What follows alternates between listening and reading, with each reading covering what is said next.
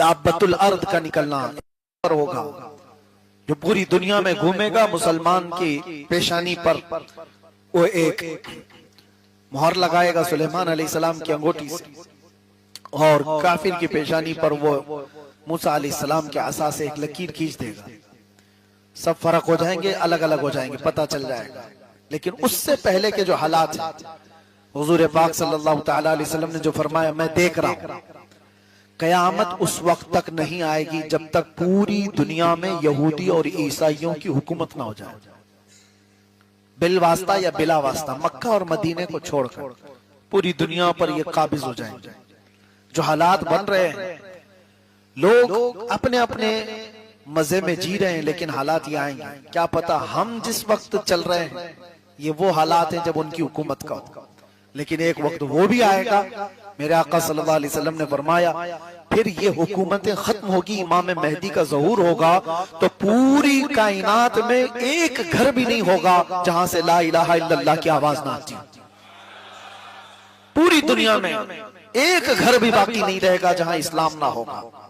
हर घर से ईमान वाला और इस्लाम वाला, और फिरके भी नहीं होंगे, सब एक दीन पर होंगे, एक दीन पर, हक दीन पर कायम होंगे। पूरी दुनिया की बात कर रहा हूं।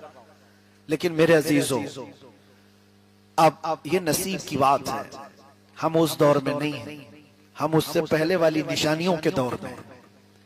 क्या पता हमारी जिंदगी के वो अय्याम आएंगे जब इमाम मेहदी का ज़हूर होगा, वो दिन भी हम देखेंगे जब गलबा इस्लाम का होगा, ईमान का होगा, नहीं पता।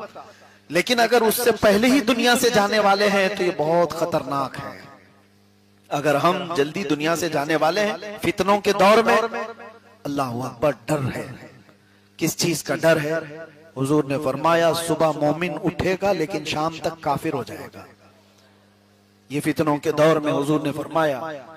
और तस्बीह के दाने, जिस तरह से तस्बीह टूट जाने के बाद गिर जाते हैं, हुजूर फरमाते, मैं देख रहा हूं मेरी उम्मत में फितने इस तरह से होंगे जैसे तस्बीह के दाने, एक को संभालने जाएगा दूसरा निकल जाएगा, दूसरा पकड़ने जाएगा तीसरा निकल जाएगा।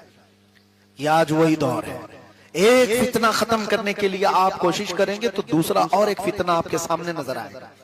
एक फिरका अभी खत्म नहीं हुआ था कि दूसरा फिरका खड़ा हो जाएगा। ये वही दौर है। और हुजूर पाक सल्लल्लाहु तआला अलैहि वसल्लम की जो निशानियां की गई, उसमें एक निशानी ये भी है जो अनकरीब आएगी।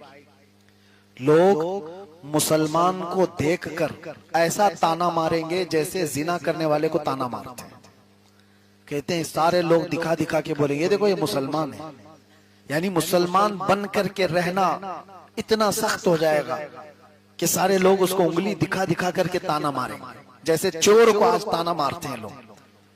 आज कोई बुरा आदमी हो तो लोग अपने मुंह छुपा ले या फिर उसकी तरफ इशारा करके बताते हैं, ये देखो ये रेपिस्ट है, ये देखो ये जानी है। एक दौर वो होगा जो सच्चे मुसलमान को लोग इस तरह दिखा दिखा करके बोलेंगे। बाकी सब क्या होंगे? वो सब डूबे हुए लोग होंगे, वो सब गुमराह होंगे। इसीलिए तो एक अच्छा दिखेगा तो सारे लोग ताना मार रहे होंगे। वो दौर बहुत करीब है जो मैं महसूस कर रहा हूं। अच्छे लोगों की कमी इतनी ज्यादा है मेरे अजीजों। परखने पर आ जाए तो बहुत सारे लोग निकल जाएंगे। कितने लोग हलाल खाने वाले बाकी रह के पता ही नहीं। कितने लोग वो हैं जिनकी 5 वक्त की नमाजें वो गिनने में भी नहीं मिलेंगी। एक वक्त वो था इमाम आजम अबू हनीफा के दौर में, मस्जिद का मुतवल्ली उसे बनाया जाता था जिसकी तहज्जुद ना छूटती हो। यहाँ तो ढूंढने जाओगे फजर और असर और जोहर का ठिकाना नहीं है, तहज्जुद का असर। और उनके दौर में ये फरमाया गया था अब्दुल्ला इब्न मसूद के बारे में। उन्होंने उस वक्त कहा था कि जितने अहकाम तुम्हें बताए गए हैं उनमें से अगर तुम 10% भी छोड़ दोगे तो गुमराह हो जाओगे। अब्दुल्ला इब्न मसूद अपने शागिर्दों से कह रहे हैं उस जमाने में कि जितने अहकाम तुम्हें बताए गए 10% भी छोड़ दो तो गुमराह हो जाओगे। लेकिन एक बात याद रखो, कयामत के करीब इसी उम्मत पर एक वक्त ऐसा आएगा कि अगर ये 10% भी अमल कर ले जाए तो अपने जमाने के मुत्तकी बनेंगे। ये वो दौर है। 10% पर भी अमल करना मुश्किल हो गया है नौजवानों को। अजीजा ने गिरामी वक़ार, हम अपनी जिंदगी के ही आखिरी अय्याम नहीं गुजार रहे, इस दुनिया के भी आखिरी अय्याम में आए हैं। हम इस दुनिया के भी आखिरी अय्याम में, और ये बहुत दूर की बात नहीं है। रमजान गुजर रहा है, मैंने अभी पिछली शब में ही कहा था या दूसरी जगह मैंने अभी बयान में कहा, मैं पढ़ रहा था रमजान की ये जो ताकरात है ना, 21, 23, 25, 27, 29, ये 5 ताकरात, इन्हीं में से एक ताकरात होगी 23वीं या 25वीं। फरमाया गया इसी रात को इमाम मेहदी का ज़हूर हो जाएगा। मक्का मुकर्रमा में सारी दुनिया हिजरत करके, यानी बड़े बड़े अबदाल, अख्ताब, औलिया मक्का में तवाफ कर रहे होंगे। हालात इतने सख्त हो चुके होंगे कि जंग व जिदाल का मैदान ऐसा कायम होगा कि कत्ल इतना ज्यादा होगा कि लोग कत्ल को हल्के में लेने लगे। क्या वो दौर नहीं है आज? कत्ल को लोग हल्के में लेने लगे। पहले एक किसी की मौत की खबर होती तो सब जगह फैलती थी, अरे फलां इंतकाल कर गए, फलां मर गया। अभी कोई फर्क नहीं पड़ता। फिलिस्तीन में 70,000 लोग मारे गए। किसी के जीने पर कुछ फर्क पड़ा? किसी के ऐश पर कुछ फर्क पड़ा? मौत को हल्के में लेनी शुरू कर देगी उम्मत। हुजूर पाक सल्लल्लाहु तआला अलैहि वसल्लम ने फरमाया एक दौर इन पर वो आएगा कि अगर किसी एक बाप के 100 बच्चे होंगे तो 99 मर जाएंगे, एक जिंदा रहेगा। कत्ल हो जाएंगे इतने, और किसी को कुछ फर्क नहीं पड़ रहा है। आज जो आप हालात देख रहे हैं, मैं इससे कबल भी कहा, आज फिर दोहराता हूं, ये जो मिडिल ईस्ट की जंग को आप देख रहे हैं, ये अचानक तेल और डीजल की जंग नहीं है। ये सब कयामत के करीब वाक़ होने वाली चीजें। इसमें तबाही और बर्बादी, लोग अपने अपने कयास आराइयां कर रहे हैं, ईरान ये हो जाएगा, इजराइल वो हो जाएगा, जो कुछ भी होगा वो एक तरफ। लेकिन मैं कहता हूं अरबों की तबाही है। अरबों की तबाही का वक्त करीब आ चुका है, उनका अंजाम है अभी करीब। क्योंकि हदीस में मेरे आका ने फरमाया वैलुल लिल अरब मिन शर्रिन कद इक़तरब, अरबों के लिए तबाही है अन करीब एक ऐसी बुराई जो उनके पास आ रही है। पूछा गया कौन सी बुराई? कहा उस वक्त तक कयामत नहीं आएगी जब तक अरब के कबीले शिर्क और बुत परस्ती में मुब्तला ना हो जाए। ये हो गए हैं, इन्होंने अपनी जमीनों पर शिर्क और बुत परस्ती शुरू कर दी। ये मेरे मुखबिर सादिक सल्लल्लाहु तआला अलैहि वसल्लम ने जो बयान फरमाया हुआ है, अरबों की तबाही बहुत करीब आई और उसके बाद ही इमाम मेहदी का ज़हूर है। ये जो आपको मैं हालात बता रहा हूं, पूरी दुनिया इतनी परेशान होगी कि लोगों की जानें बहुत कसरत से जा रही होंगी, तो लोग गिड़गिड़ा कर दुआ कर रहे होंगे कि मौला इमाम मेहदी को जाहिर कर दे, इमाम मेहदी को जाहिर कर दे। और रमजान का महीना होगा, लोग उम्रे पर होंगे और लोग वहां पर तवाफ में मशगूल होंगे। तो कई अब्दाल, अख्ताब, औलिया की दुआ पर रब ताला मकाम इब्राहिम और हजर अस्वद के बीच में इमाम मेहदी का जाहिर फरमाए।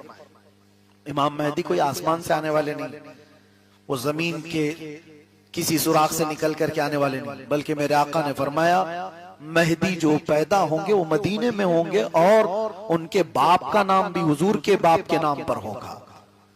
मेहदी का नाम मोहम्मद होगा, उनके बाप का नाम भी अब्दुल्ला होगा। हुजूर पाक सल्लल्लाहु अलैहि वसल्लम ने ये सारी निशानियां बताई। मैं क्यों जिक्र कर रहा हूं इमाम मेहदी का? इसलिए जिक्र कर रहा हूं कि उनके जाहिर होते ही पूरी दुनिया में ऐसी तब्दीली आएगी, ऐसी तब्दीली आएगी। फरमाया गया कि शेर और बकरी एक साथ चल रहे होंगे, शेर बकरी पर हमला नहीं करेगा, अमन का वो माहौल आएगा कि कोई किसी पर जुल्म नहीं कर रहा होगा। इसीलिए मैं जिक्र कर रहा हूं, काश हमारी उम्रें ऐसी हों कि इमाम मेहदी के ज़हूर पर हम जिंदा रहे, वरना उससे पहले जाने वाले हैं तो हमारा कोई ठिकाना नहीं, कोई भरोसा नहीं किस हाल में दुनिया से जाने वाले। हुजूर पाक सल्लल्लाहु तआला अलैहि वसल्लम फरमाते हैं, तुम कब्रिस्तान के पास से गुजरोगे, कब्रों वालों को देख करके तुम ये तमन्ना करोगे काश इसकी जगह मैं सोया होता तो ज्यादा अच्छा होता, इसलिए कि वो फितनों से महफूज चला गया।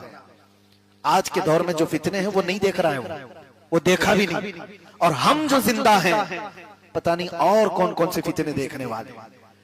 मेरे अजीजों, आज आपने जो उड़ती उड़ती खबरों में एप्स्टीन फाइल वगैरह के जिक्र सुने, पूरी दुनिया में इस पर जो बहसें हुई, क्या है ये चीज? ये पूरा दीदा व दानिस्ता शैतान की प्लानिंग है। वहां पर शैतान की इबादत का एक पूरा प्रमोशन है। मैं आज से कई 10 साल कबल ये कहता था कि मैंने जो पढ़ाई की थी दज्जालियात पर, पूरी दुनिया में एक ताकतवर कहलाने वाली कौम है जो बड़े बड़े से इसको जमा करती है और शैतान की इबादत पर उकसाती है, और पूरी दुनिया में वो एक निजाम लाना चाहते हैं, जितना जितना खुदा का निजाम है इसको तोड़ना है। ये एप्स्टीन फाइल वगैरह सब, अरे वो पैसे वाले लोग हैं जिनको किसी चीज की कमी नहीं, उनको 12 साल की बच्चियों से जिना करने की क्या जरूरत पेश आई? छोटी 9 साल की 10 साल की बच्चियों के साथ रेप करने की क्या उनकी ये हवस कैसे? मैं आपको बताता हूं, आमतौर पर मर्द अगर ख्वाहिश भी करेगा तो अपनी उम्र या अपनी उम्र से थोड़ी छोटी औरत के साथ वो बदकारी कर लेगा, लेकिन ये तबीयत और फितरत के खिलाफ चीज कर रहा है आदमी, जो छोटी छोटी सी बच्चियों को उठाकर। वजह यह है कि शैतान के यहाँ निजाम ही ये है, शैतान के यहाँ निजाम ही है जो खुदा के यहाँ बहुत ज्यादा वईद वाली चीज है वो करके दिखाओ। जो अल्लाह को सबसे ज्यादा नापसंद है वो करके दिखाओ। मैं तुम्हें ताकत दूंगा जमीन पर, मैं तुम्हें शोहरत दूंगा जमीन पर, मैं तुम्हें माल दूंगा जमीन पर। इब्लीस लईन उब्बादुश शैतान नाम की एक तंजीम कायम है, आपको पता है, डेविल वर्शिपर्स। ये शैतान की पूजा करने वाले वो लोग, इसमें बड़े बड़े लोग मौजूद हैं। ऐसा नहीं है कि आप समझ रहे हैं कि ये कुफार और मुशरिकीन है। अरब के बादशाह भी इसमें मुलव्विस है। अरब के बादशाह, इनके जुब्बे कुब्बे, इनके रुमाल गुमाल ना देखो, ये वो लोग हैं जिन्होंने बाल की इबादत की है। ये वो लोग हैं जिन्होंने अपना ईमान सब कुछ वहां बेच दिया है सिर्फ और सिर्फ पावर हासिल करने के लिए। शैतान थोड़ी देर के लिए पावर दे भी देगा, क्योंकि ये अल्लाह ताला ने उसको ताकत दी है, और अल्लाह ने फरमाया कयामत तक तुझे मोहलत दिया हूं, तू जितना कर सकता है अपनी ताकत के हिसाब से कर। शैतान ने यह कहा भी था अल्लाह से कि मैं तेरी पूरे बंदों को जहन्नम में झोंक दूंगा, मैं उनके सीधे रास्ते पर बैठूंगा, इधर से, सामने से, दाएं से, बाएं से, जिधर से भी वो गुजरेंगे मैं तुझसे उन्हें दूर करूंगा। कुरान में शैतान कहता है लअक़उदन्न लहुम सिरातकल मुस्तक़ीम थुम्मा लआतियन्नहुम मिन बैनि ऐदीहिम व मिन खल्फिहिम व अन अयमानिहिम व अन शमाइलिहिम।